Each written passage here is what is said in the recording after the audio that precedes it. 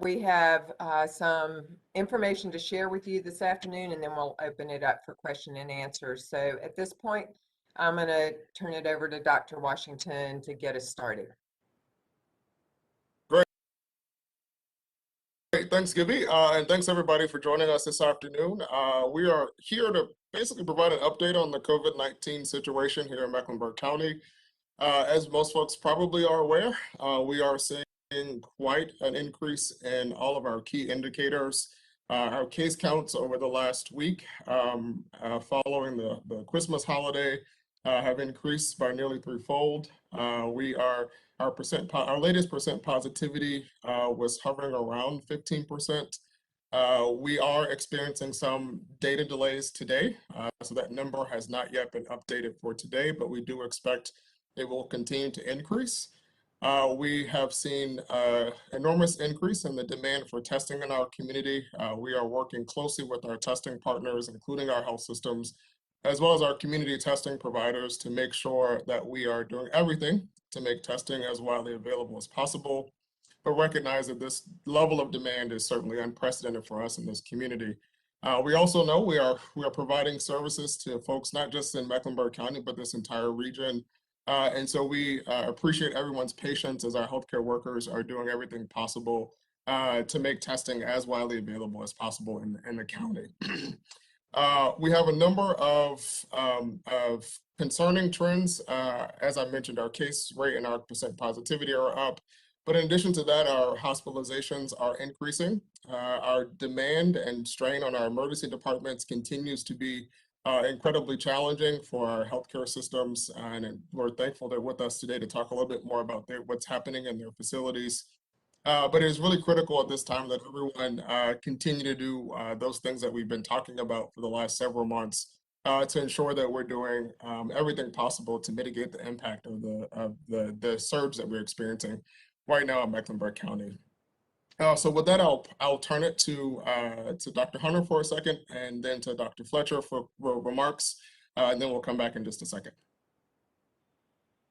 Great, thank you very much. Appreciate being here. I'm Dr. Jim Hunter. I'm the Enterprise Chief Medical Officer for Atrium Health.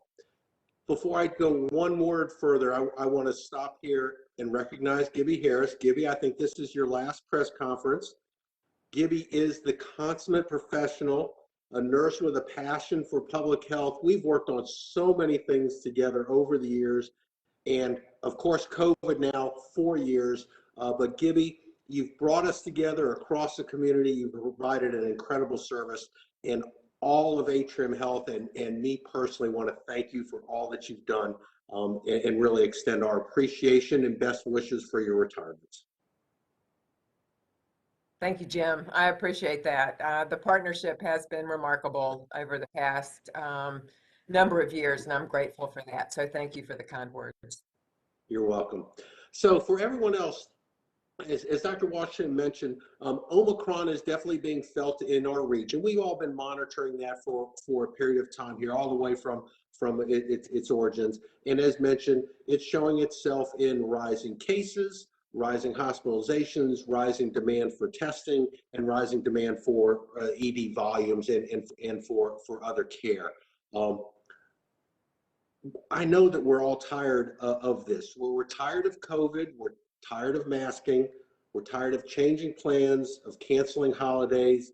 We're just tired in general of all the change that's gone on. But I think what's important to remember is where we are in our understanding of this disease really from 1 year ago.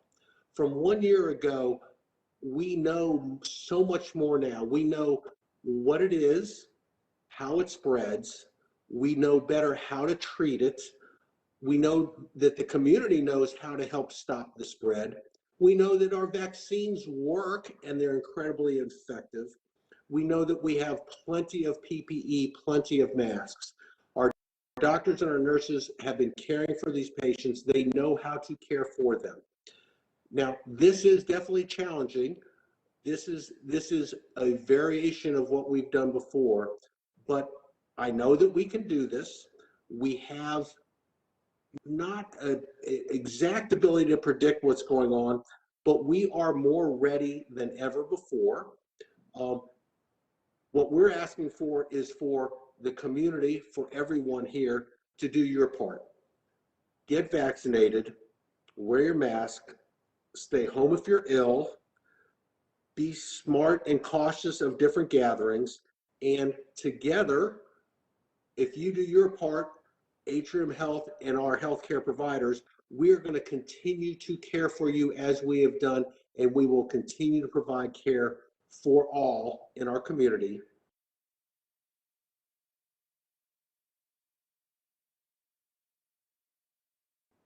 And we can do this, and we can get through Omicron the way we got through each of the other challenges, each of the other waves, and that is by working together and being together as we go through this. So those are my opening comments, and I'll turn it back, turn the microphone back. Right, I'll turn it over to Dr. Fletcher for some brief remarks, and then I'll come back and wrap us up. And perfect. Thanks, Dr. Washington.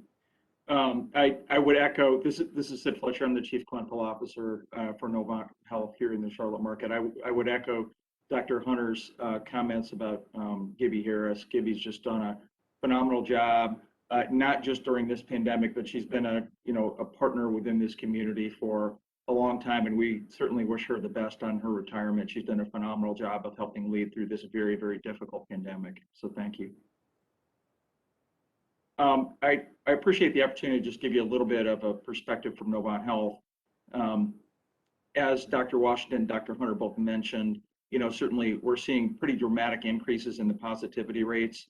We're in the mid to high 20s at most of the testing sites that we have at this point. So that's been, quite a high number. And we are experiencing really the highest volumes that we've seen since the pandemic began. To Dr. Hunter's point, it's not unexpected. We sort of saw this coming with Omicron. And I think we've been preparing for that. It is a strain on both, our resources with our staffing and just overall bed capacity within the facilities as the number of admissions have ramped up pretty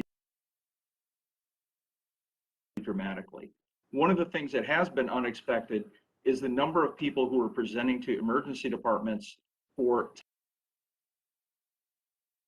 testing when they may be asymptomatic, or they really just want to know, hey, can I go over to somebody's place and I just want to prove that I'm negative.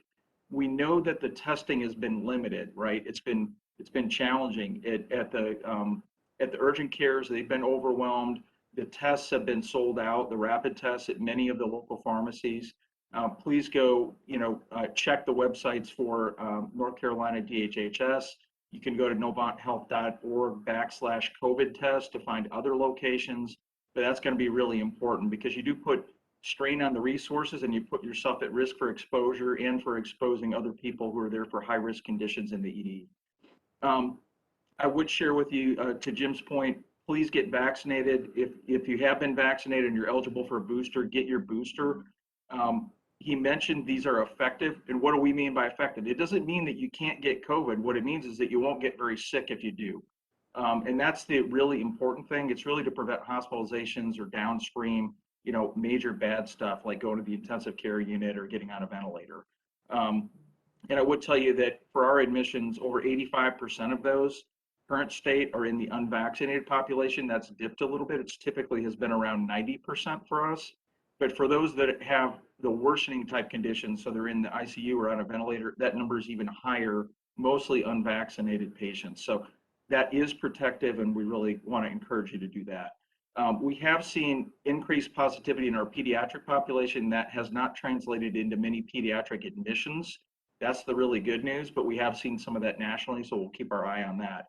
There's three things that I'd ask you to do within the community. And to everybody's point, everybody's tired. You go around, there's a masking mandate out there. People aren't masking, right? They're getting tired of it, but it's really important that you continue to do that. Don't come to the ED for a test if it's just for a test. If you're sick or if you have other conditions, that's what the EDs are for. Please rethink your New Year's Eve plans. If you can, make it a smaller gathering, make it with your immediate family. If not, try to make it outside. Take advantage of this nice warm weather. and be outside would be a really good way to think about celebrating New Year's. And the last one we already shared, which is the get vaccinated or get boosted. And with that, I'll turn it back to Dr. Washington and happy to take any questions. Thanks, Dr. Fletcher. And I'll just echo one more comment relative to testing. We are working with our testing providers to extend capacity as much as possible. But unfortunately, none of our organizations are, shielded from the impacts of COVID.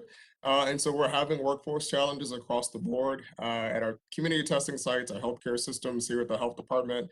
And so certainly we are, again, asking for folks' patience as we work to try to mobilize additional resources in the community. We are very hopeful that we will receive a new shipment of our rapid tests early next week, so we can relaunch the library distribution program, as well as looking at other opportunities to establish additional sites in the community over the course of the next week or so. So that's all coming. And again, please don't go to the emergency department. We need to reserve those resources for folks who really have urgent health issues in the community. Similarly, our medic team and our first responders are always busy this time of year and are experiencing strain as well as the workforce impact for our first responders. So please, again, let's call 911 for emergencies only, because again, those resources are experiencing strain that happens this time of year anyway. And so we're encouraging our community to do that and help us all as we work to get through this surge. As Dr. Hunter said, we will definitely get through it if we all do this together. So with that, I'm going to pass it back to Gibby to wrap us up and look forward to questions.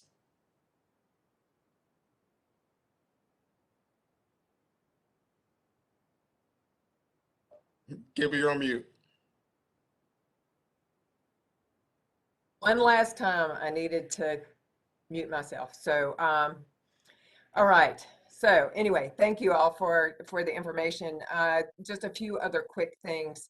We've had lots of questions about schools. Our schools will reopen again next week. There are no plans at this point to delay the start of school. I know that many parents have been concerned about that, but we do want to do everything we can to help our children stay in school, and for us to have enough teachers and staffing support in our schools to be able to provide what our students need. So we did have conversation earlier today with our school system. They have been working on putting things in place to be as supportive as they can to students as they come back into school, and to parents who have questions. They'll be getting more information out over the weekend, and we are doing what we can to support them as well. The big challenge we have right now, I think, is the CDC guidance, which is a bit challenging to understand for people. And until about 30 minutes ago, what we understood was that the CDC guidance, the new guidance that allows people who have been fully vaccinated and are asymptomatic after 5 days to come out of isolation or quarantine if they don't have symptoms. This has changed again. Some of this will actually be the same for school students and teachers. So what we will let you know is that we will be putting guidance out on our website that's very specifically and clearly spells this out.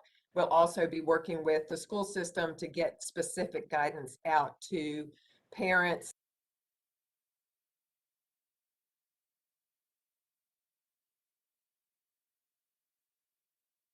teachers alike over the weekend, so we make sure that everybody has the most accurate and up-to-date information.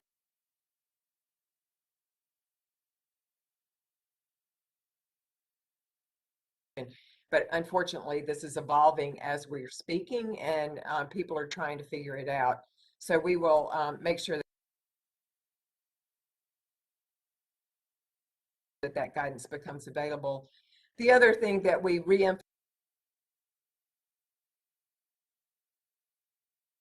emphasized for our schools, our school system, and we need to emphasize it for parents as well as for just individuals in our community.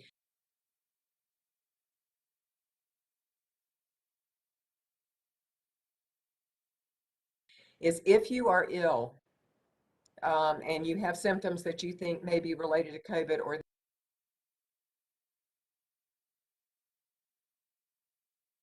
that you've been exposed to somebody with COVID, please try to get tested. But we know that, as you've heard, testing is, our systems are strained right now. If you can't get tested, if you have symptoms, you need to stay home. You don't need to be going to school. You don't need to be going to work. You don't need to be going into the emergency department unless you have just a significant serious illness. You don't need to be calling 911. So please stay home if you have symptoms related to COVID. That's one of the major things that our parents can do and our teachers can do to support us keeping people in the school system as we move forward.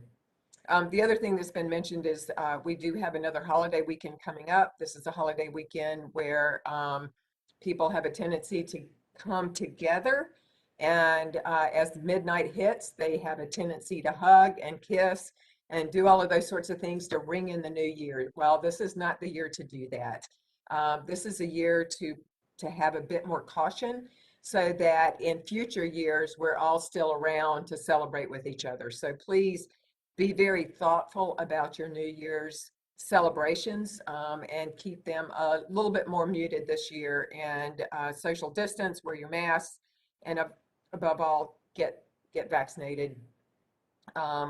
The general direction that we're giving to our community, and it just gives me great pleasure one more time to give this message to the community. I know they're tired of hearing it from me, but they're going to hear it one more time.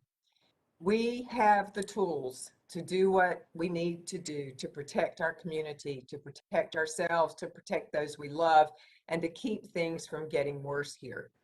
Those things involve getting vaccinated if you are eligible. If you've been vaccinated and you're eligible for a booster, get the booster.